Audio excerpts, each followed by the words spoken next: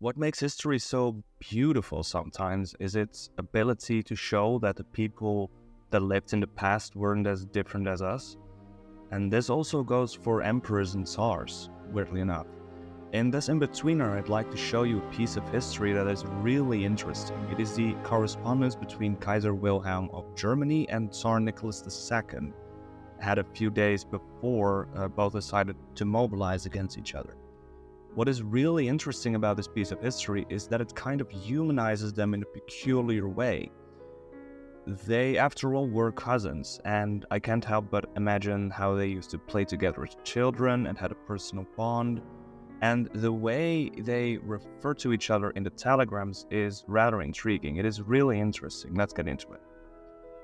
The correspondence, called the Willy-Nicky Correspondence, consists of a few telegrams sent between the 29th of July and the 1st of August 1914. They go as follows. First, Nicholas starts off pleading with Kaiser Wilhelm not to get into the war. He says, "I foresee that very soon I shall be overwhelmed by the pressure forced upon me and be forced to take extreme measures which will lead to war. To try and avoid such a calamity as a European war, I beg you in the name of our old friendship to do what you can to stop your allies from going too far. Nicky." Wilhelm responds as following in a very stern tone.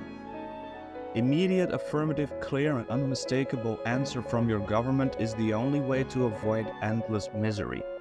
Until I have received this answer, alas, I am unable to discuss the subject of your telegram.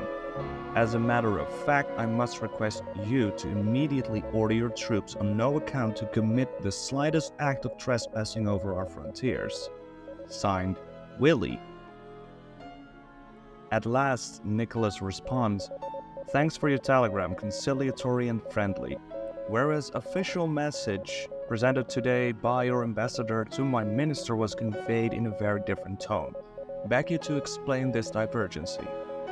It would be right to give over the Austro-Serbian problem to the Hague Conference. Trust in your wisdom and friendship. Your loving Nicky." And we all know what happens afterwards. On the 31st of July, the Tsar ordered a full mobilization, and Germany responded on the 1st of August, and that's how both countries got into war. The way they talk to each other really grabbed my attention. They call each other Willy and Nicky. They refer to an old friendship. And I thought it was really interesting to share this with you all. So yeah, please like and subscribe. Thank you for watching.